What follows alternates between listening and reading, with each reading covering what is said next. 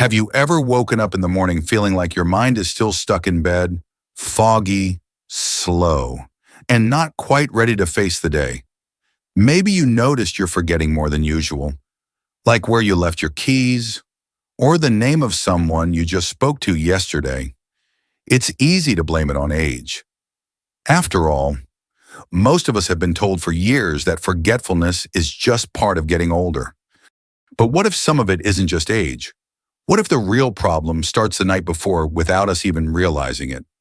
The truth is, there are things many of us do in the evening that can quietly chip away at our brain health. They seem harmless at first, normal even, but over time, they affect how well we sleep, how our brain recovers, and how clearly we think the next day. That's what this video is all about, uncovering those small nighttime habits that could be aging your brain faster than you think, and what you can do instead to protect your memory, your clarity, and your peace of mind. Now, before we go any further, let me say this clearly. This isn't about being perfect. We've all made these mistakes, I certainly have. But the good news is, once you know what they are, they're easy to adjust. And with just a few small changes to your evening routine, you can give your brain a much better chance at staying sharp, focused, and healthy well into your 70s, 80s, and beyond.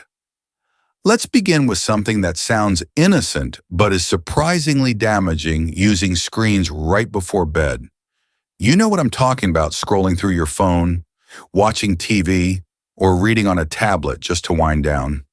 It feels relaxing. Maybe it's part of your routine. But those screens emit a type of light called blue light. And blue light sends a message to your brain: stay awake. That light blocks melatonin, which is the hormone your brain needs to start preparing for sleep. And when melatonin is suppressed, not only do you fall asleep slower, but your brain misses out on the deep, restorative sleep that clears out toxins and strengthens memory. Over time, poor sleep quality, especially the kind caused by screen exposure, can lead to memory problems, reduced concentration, and even a higher risk of cognitive decline. A friend of mine, Peter, who's 72, used to fall asleep every night in front of the TV. It was his routine for years, but he started noticing he was waking up multiple times in the night, feeling exhausted during the day, and more forgetful. At first, he didn't think the TV had anything to do with it, but when he tried turning it off an hour before bed and switching to a physical book instead, he said it was like flipping a switch. He fell asleep faster, stayed asleep longer, and started feeling more mentally clear during the day, all from cutting down on screens after dinner. So if you've made a habit of checking your phone or watching TV right up until bedtime, try giving yourself at least 30 to 60 minutes of screen-free time before you sleep. It can make a huge difference. Now, here's another evening habit that sneaks in quietly and does more damage than most people realize: late-night snacking, especially sugary or processed foods. Let me be honest, we all crave a little something after dinner now and then. A cookie, a small bowl of ice cream, maybe just some crackers. It's comforting. But when you eat close to bedtime, especially foods high in sugar or carbs, your body shifts into digestion mode. That sounds fine, except your brain is trying to power down for rest. Instead of preparing for deep sleep, your body is busy processing food, spiking insulin levels, and keeping your system active. And that disrupts the natural sleep cycles your brain needs. Worse yet, blood sugar fluctuations during the night can cause you to wake up without knowing why, or leave you feeling unrested in the morning. Over time, that can affect your memory, your mood, and your ability to focus. I remember my Aunt Claire. She was the queen of evening treats. Every night at 9 p.m., like clockwork, she had something sweet while watching her soap operas. But she also complained that she couldn't stay asleep and she felt groggy every morning. When her doctor suggested cutting out snacks after 8 p.m., especially anything with sugar, she was skeptical. But after 2 weeks, she said she felt 10 years younger. Her mind was clearer, her energy was steadier, and for the first time in months, she actually felt rested. So what can you do if you're hungry before bed? Go for something light and brain-friendly. Maybe a few almonds, a slice of turkey, or a banana. Just enough to satisfy your body without overstimulating your system. When you think about it, the goal of nighttime is to let your brain rest, repair, and reset. But so many of our habits are doing the opposite. They're stimulating, activating, and interrupting the very healing process your brain needs to stay young. And it happens quietly, night after night. You don't have to change everything overnight. Even adjusting one habit like putting your phone down earlier or skipping that extra cookie can start to make a real difference. Because when your brain gets the rest it needs, it pays you back tenfold with better focus, better memory, and a brighter, more present mind. Now that we've looked at the impact of screens and late-night snacking, let's continue with another evening behavior that might be stealing more from your brain than you realize. Because even something as quiet and unnoticeable as lying in bed, letting your thoughts spin in circles, can do more harm than you think.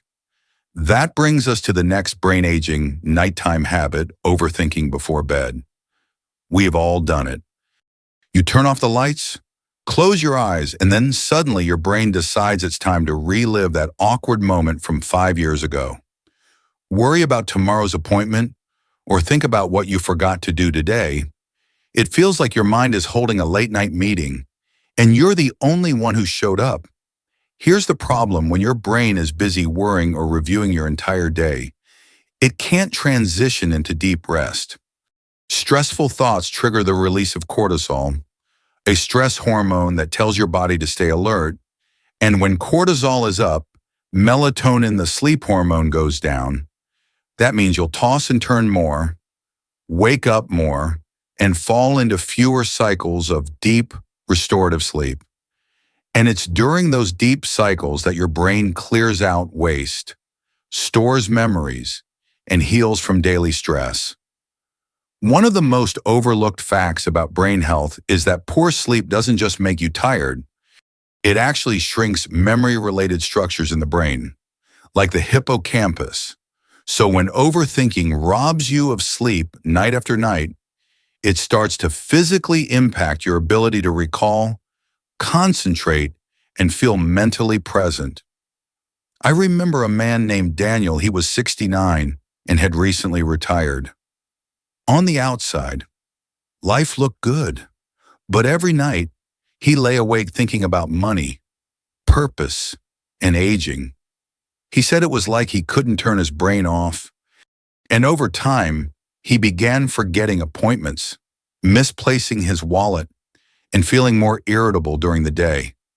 What finally helped wasn't medication, it was a simple nighttime journaling habit. Every evening before bed, he'd write down his worries. Nothing fancy, just 5 minutes of getting his thoughts out of his head and onto paper. Then he'd write one sentence that he could believe, something like, "It's okay not to have all the answers tonight." That little ritual allowed his mind to exhale. He said he started sleeping better within a week, and his clarity came back like someone had opened a window. If your thoughts tend to race at night, try something similar. Give your mind a way to process before the lights go out. Write, pray, meditate, or listen to calming music. The goal isn't to erase the thoughts, it's to release their grip on your brain so you can rest. Now, there's one more habit I want to talk about, and it's one most people don't even think of as a habit at all. It's going to bed too late consistently. Staying up late might not feel like a big deal, especially if you're retired and don't have a strict schedule. You might enjoy the peace and quiet of the house at night, or just get caught up in a book or TV show and think, "I'll go to bed in a bit." But the later you stay up, the more you disrupt your body's natural rhythm, and your brain pays the price. Your brain operates on a clock. It has internal systems that sync with the day and night cycle, called your circadian rhythm. That rhythm tells your body when to feel sleepy, when to release certain hormones, and when to go into deep repair mode. If you regularly stay up late, especially past 11 or 12, your brain's rhythm gets thrown off. And when that happens, you start seeing effects like brain fog, mood changes, and memory issues. I knew a retired teacher named Joanne who always described herself as a night owl. She'd stay up until 1 or 2 in the morning reading, doing puzzles, or sometimes just scrolling through her tablet. She said it felt like her quiet time, but she also started forgetting people's names at church, repeating the same stories, and losing track of her calendar. Her doctor couldn't find anything wrong physically, but recommended she try going to bed earlier for a few weeks, just to see. It wasn't easy, but she made a gradual shift. She started turning lights down after 9, stopped using screens late, and built a simple nighttime routine. After a month, she noticed her mornings felt easier, less foggy, less irritable, and slowly, her memory felt steadier. It wasn't magic. It was just rhythm getting her brain back in sync with the cycle it was designed to follow. If you're staying up late night after night, ask yourself why. Is it habit? Is it the only quiet time you get? Is it just momentum that carries you past midnight without realizing it? Whatever the reason, give yourself permission to reclaim your bedtime. Even moving your routine up by 30 minutes can begin to shift your rhythm in the right direction. It's amazing how small decisions like when you turn out the light, what you eat before bed, whether you take a moment to quiet your thoughts can have such a lasting impact on how your brain functions. And it's not about fear, it's about care, about taking the same thoughtfulness you give to your body what you eat, how you move and applying it to your mind as well.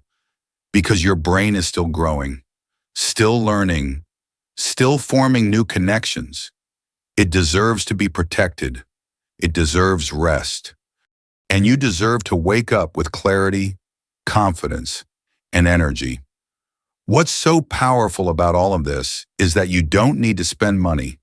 You don't need special equipment. You just need a little awareness, a little kindness toward yourself, a willingness to make small changes that add up, night after night. So far, we've uncovered 3 of the biggest nighttime habits that could be secretly aging your brain screen exposure before bed: late night eating and overthinking. Now that we've explored how these habits affect sleep and cognitive health, let's keep going and talk about how to wrap up your evening in a way that truly supports a healthy, vibrant mind. Because how you close your day truly sets the tone for how your brain functions tomorrow. And the final habit that often flies under the radar is skipping a proper wind-down routine. Now, I know it might sound a little old-fashioned to talk about winding down. We live in a world that's always buzzing news, messages, family obligations, even just the constant hum of worry. But our brains aren't built for that kind of constant stimulation. They need signals, gentle cues that say, it's okay now. You can rest. Without those signals, your mind doesn't know how to transition from alertness to restfulness. And when that transition doesn't happen smoothly, your sleep suffers and so does your brain. You see, your brain loves patterns. It thrives on rhythm and routine. That's why a consistent bedtime and a few quiet rituals before sleep can have such a big impact. They act like a soft lullaby, guiding your mind from the noise of the day into the peace of the night. Take a moment to think about your current nighttime routine. Is it rushed? Is it reactive? Are you checking one last email, doing the dishes, flipping through channels until your eyes can't stay open anymore? Or are you giving yourself the same care and intention you might give a child or a loved one, helping yourself ease gently into rest? There's a gentleman I once worked with, Mr. Elias. He was 75 and struggling with memory lapses and a kind of mental fatigue that seemed to follow him all day. He had no major health issues, but he always felt like his thoughts were cloudy. When we looked at his evenings, he realized there was no wind down time. He was going from action to exhaustion, answering texts, watching the news, and then collapsing into bed. So he tried something simple. 30 minutes before bedtime, he dimmed the lights, he made a cup of herbal tea, he played soft instrumental music, and he kept his phone in another room. Some nights he would read a chapter of a calming book or write down 3 things he was grateful for. Nothing big, just quiet. Within a few weeks, he noticed a shift. His sleep got deeper, his mornings felt calmer, and the mental fog that had seemed so permanent, it started to lift. He didn't need pills or apps, he just needed peace. That's the power of routine. And it's not just about sleep, it's about respect. Respecting your brain enough to say, you've done enough today. Let me help you rest. So if your evenings are chaotic or stretched too thin, start small. You don't need a perfect ritual. Even just turning off the TV 15 minutes earlier, lighting a candle, or putting on your favorite calming music can be a start. What matters is that you do it with intention and you do it consistently, because brain aging doesn't happen all at once. It's not like a switch flips one day and you suddenly can't remember things. It's gradual. And the same is true of brain renewal. You don't wake up after one good night's sleep with the memory of a 25-year-old, but every peaceful night, every mindful moment adds up. And the more you protect your brain at night, the better it performs during the day. Think about all the moments your brain helps you with remembering your grandchild's birthday, recalling an old friend's laugh, feeling steady and focused as you go about your day. Those are the things that make life rich.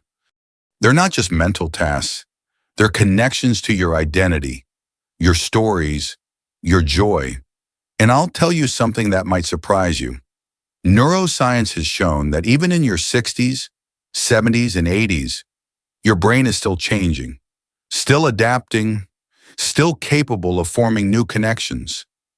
That means it's never too late to support your memory. It's never too late to feel sharper, clearer, more alive. We often think of aging as a decline, but I like to think of it as refinement. You've lived through so much. You've gathered wisdom, built resilience, and learned what matters most. And now, you get to use that wisdom to take better care of yourself, not just physically, but mentally and emotionally too.